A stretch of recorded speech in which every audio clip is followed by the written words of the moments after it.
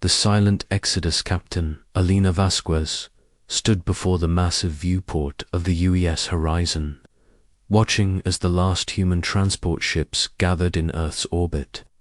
Behind her, the bridge crew worked in tense silence, their faces reflecting the gravity of what was about to happen. After 3 centuries of peaceful coexistence with the Galactic Federation, humanity was being cast out into the void. The holographic message from the Federation Council still flickered in the center of the bridge. High Chancellor Vextar of the Dominion spoke with cold authority, his crystalline features showing no emotion. The species known as humans have been deemed incompatible with galactic civilization. Your unpredictable nature and tendency toward violence make you a threat to peaceful coexistence. You have 60 standard days to evacuate all Federation space. Any human presence detected after this period will be met with immediate destruction. Alina clenched her fists as the message ended. The charges were based on a single incident where human colonists had defended themselves against raiders. The Federation had labeled it an act of aggression, ignoring the fact that humans had tried diplomatic solutions first. It seemed they had been looking for an excuse to remove the newest species from their perfect order. "Captain," called Lieutenant James Park from the communications station. "All civilian transports report ready for departure. We have confirmed loads on 847 ships carrying approximately 50 million people." His voice wavered slightly. "Ma'am, these ships weren't designed for long-term deep space travel. Our longest-range vessels can only sustain life support for 8 months." Alina nodded grimly. The Federation had been generous enough to provide basic transport vessels, but they were little more than cargo haulers with minimal life support. Systems? It was clear they expected humans to die quietly in the empty space between stars. Dr. Mikhail Chen emerged from the elevator, carrying a datapad filled with readings and calculations. As the fleet's chief scientist, he had been working around the clock to find solutions to their impossible situation. His usually neat appearance was disheveled from days without proper rest. "Captain, I have the survey data from our long-range scouts," Chen said, approaching Elena's command chair.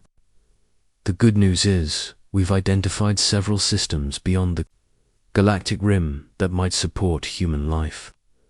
The bad news is, they're all at least 18 months away at maximum sustainable speed."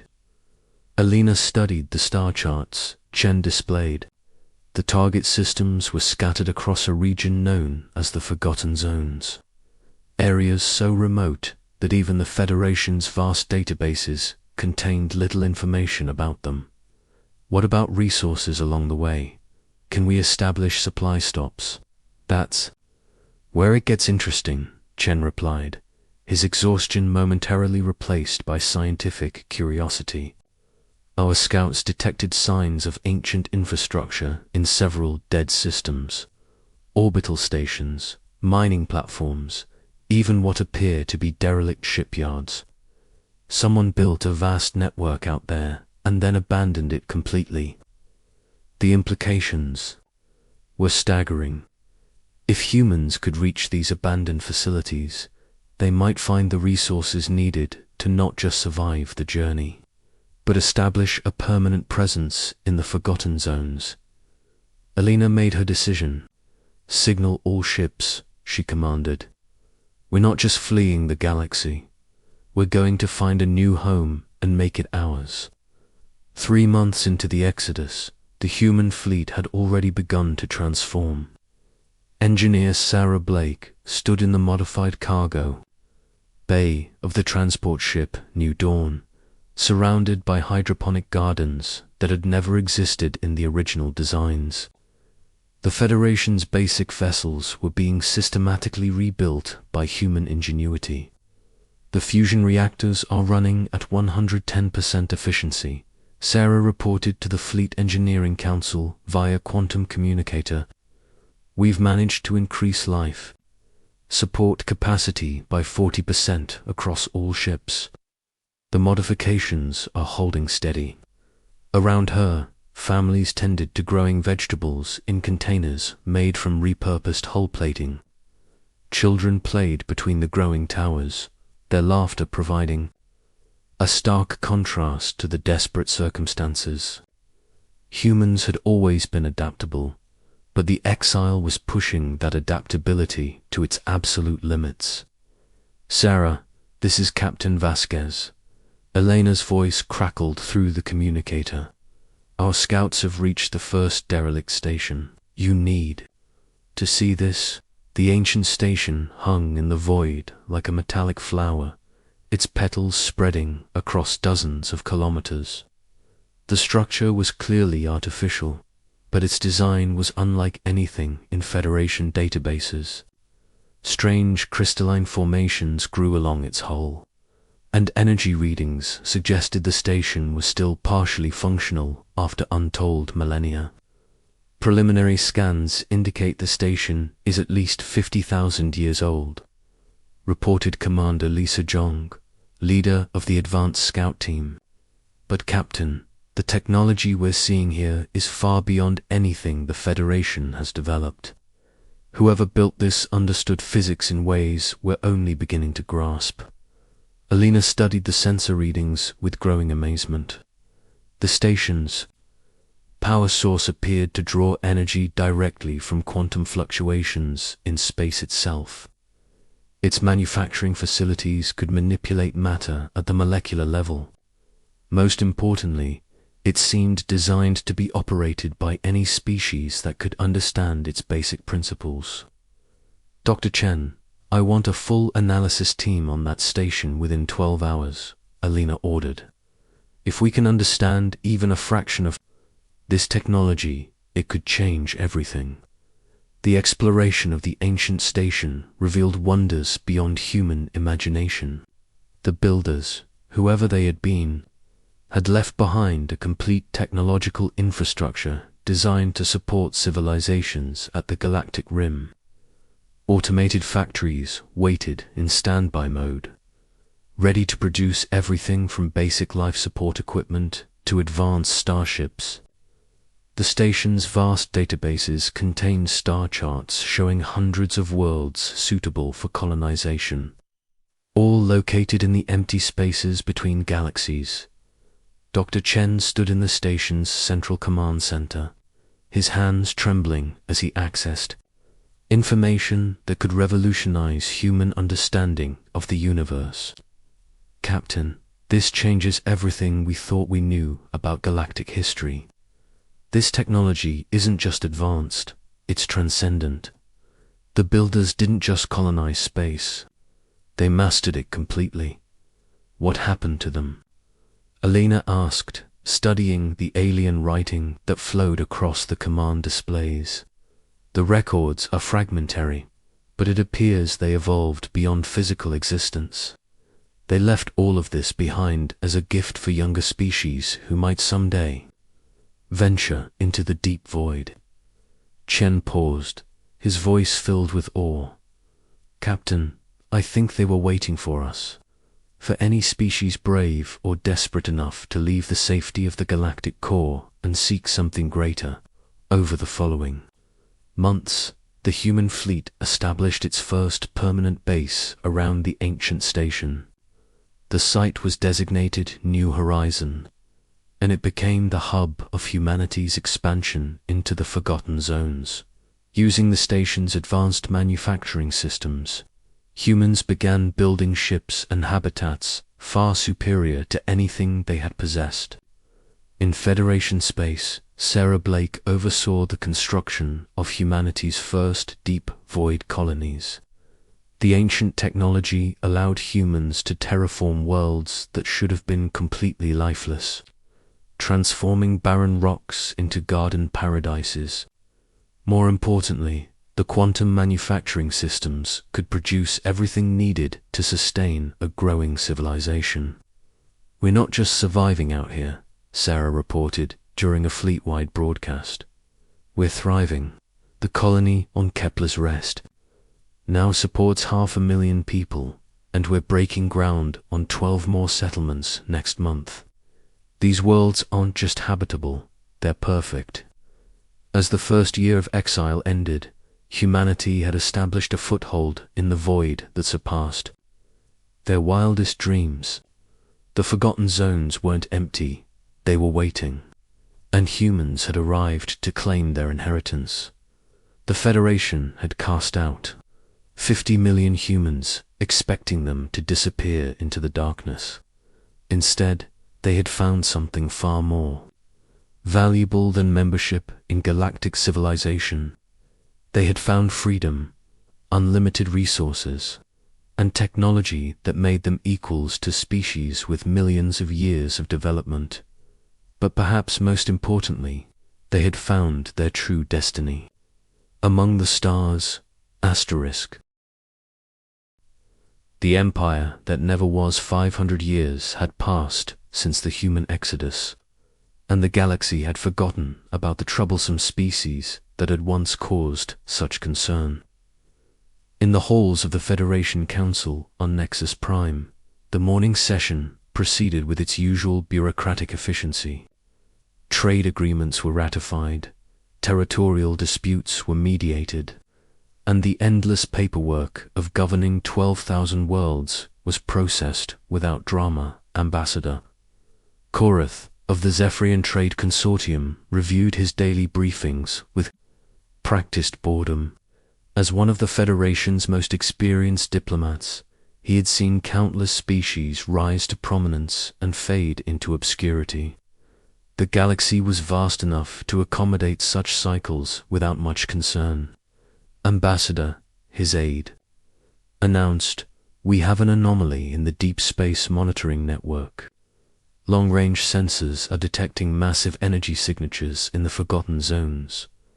Korath barely looked up from his datapad. "Probably just stellar phenomena. Those regions are notoriously unstable. Have the Science Division add it to their low priority." Investigation list. "Sir, the signatures don't match any known natural phenomena. The patterns suggest artificial origin, and the scale is ... double quotes. The aide paused, consulting his readings. "Sir, the energy output we're detecting would require the combined power generation of an entire star system." For the first time in decades, Ambassador Korath felt a chill of genuine concern. Nothing in the Forgotten Zones should be capable of generating that kind of power. Those regions had been surveyed millennia ago and found to be empty of all intelligent life. "Assemble a deep space reconnaissance mission," Korath ordered. "I want to know what's happening out there." The reconnaissance fleet consisted of 12 of the Federation's most advanced vessels, equipped with the latest scanning technology and staffed by experienced explorers. What they found in the Forgotten Zones defied all understanding of galactic geography and politics. "Command, this is Captain Nex aboard the survey vessel Seeker," came the report 3 months later. "We have visual confirmation of artificial structures. Massive artificial structures. The images transmitted back to Federation. Space showed cities floating in the void between stars, each one larger than the capital worlds of most member species. Sleek ships moved between these installations in numbers that suggested a population in the hundreds of billions. The architecture was unfamiliar but undeniably advanced, incorporating technologies that Federation scientists could only theorize about. The quantum signatures are off the charts," reported Chief Science Officer V. Lan. "These installations are using power sources we can't even identify. Their manufacturing capabilities appear to be molecular level, precise, and their fleet movements suggest faster than light communication across impossible distances." Ambassador Korath studied the reconnaissance data with growing unease. A civilization of this scale and technological advancement should have been impossible to hide for so long. The Federation's sensor networks monitored all major population centers in the galaxy, yet somehow an empire spanning multiple star systems had developed undetected. Do we have any indication of which species built this empire? Korath asked during an emergency session of the Federation Council. That's the most disturbing part, replied High Analyst Murdoch. Genetic sampling of debris and waste products indicates human origin. The civilization we're observing appears to be descended from the species we exiled 5 centuries ago.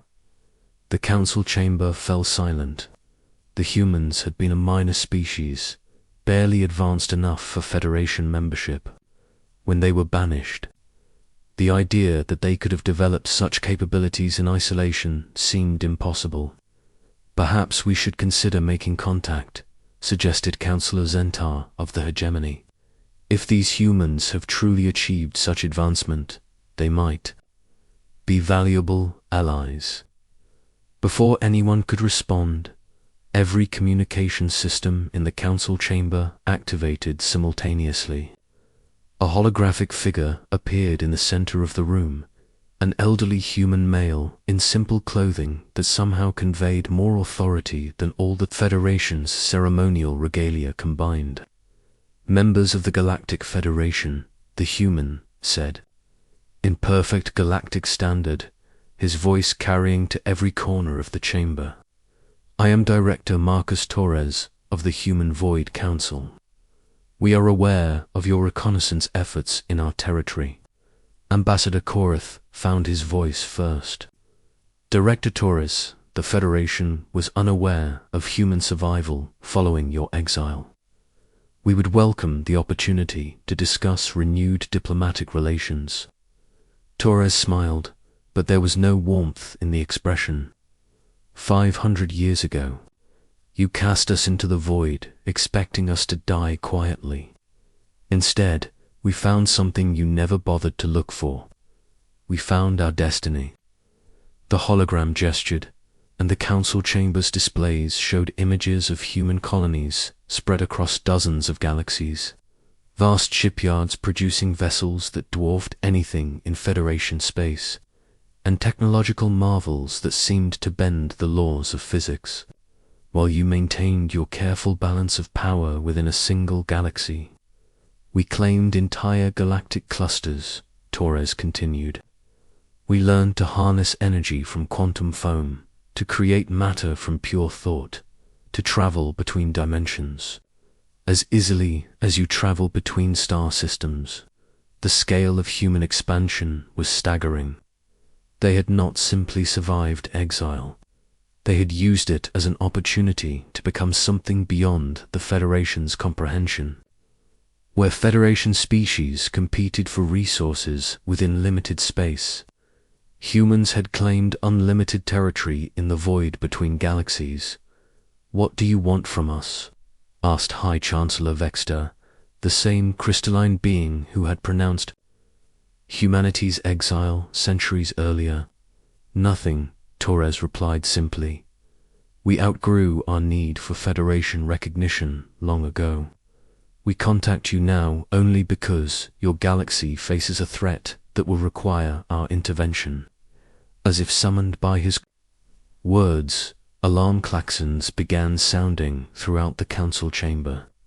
Emergency reports flooded in from across Federation space. Unknown vessels were attacking colony worlds, their weapons easily overwhelming even the most advanced Federation defenses. The Devourers have awakened, Torres explained as the Council watched their outer territories fall to the mysterious attackers. An ancient artificial intelligence that consumes entire civilizations. They emerge every few million years to harvest advanced organic life. Your expansion finally triggered their attention. The Federation's military responses were proving completely ineffective against the Devourers. Weapons that could shatter planets barely scratched the attackers' hulls. while their counterattacks reduced Federation fleets to cosmic dust in seconds. "Can you help us?" Ambassador Korath asked, his diplomatic composure finally cracking. "The question is whether we should," Torres replied. "You condemned us to exile and death. Why should we risk human lives to preserve the civilization that rejected us?" Before anyone could answer, another human appeared beside Torres' hologram. This one was younger, wearing what appeared to be a military uniform of unfamiliar design. "Director, I am Captain Lisa Jung of the Void Fleet," she reported. "Our perimeter forces have engaged the Devourer advanced scouts. They're using quantum disruption weapons, but our shielding is holding. We can stop them, but it will require committing significant resources." Torres nodded slowly, then turned back to the Federation Council.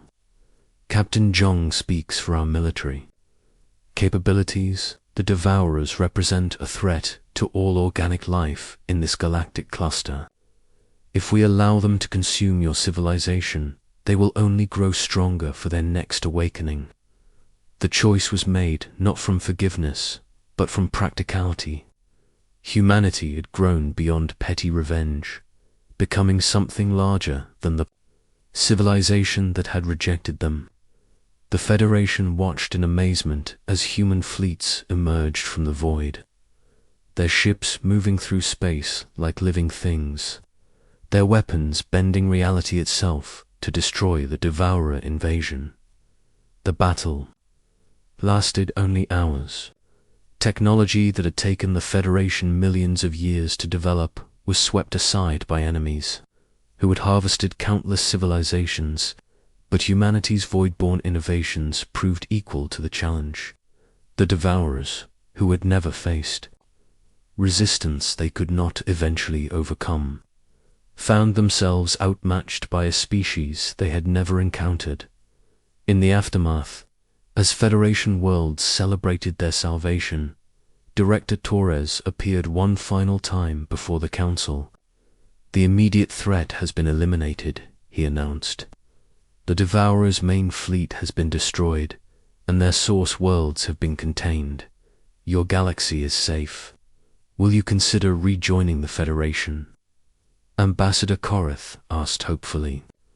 "With your technological advancement, you could lead us to a new golden age." Torres shook his head. "The Federation is welcome to continue governing this galaxy as you see fit. Humanity has larger concerns now. We have detected other Devourer fleets in distant galactic clusters, other civilizations facing extinction. Our duty is to all organic life, not just to our neighbors." As the transmission ended, the Federation Council sat in stunned silence. The species they had cast out as too violent and unpredictable had returned as guardians of the galaxy. Humanity had not just survived exile, they had transcended it completely, becoming something the Federation could never have imagined. In the void between galaxies, human civilization continued its expansion, claiming territory measured in light years and building wonders that redefined what was possible. They had become the empire that never was, the civilization that existed, beyond the boundaries of conventional space. The galaxy forgot about humans once, expecting them to disappear into the darkness. Now humanity watched over them from that same darkness, having found their true purpose among the infinite stars.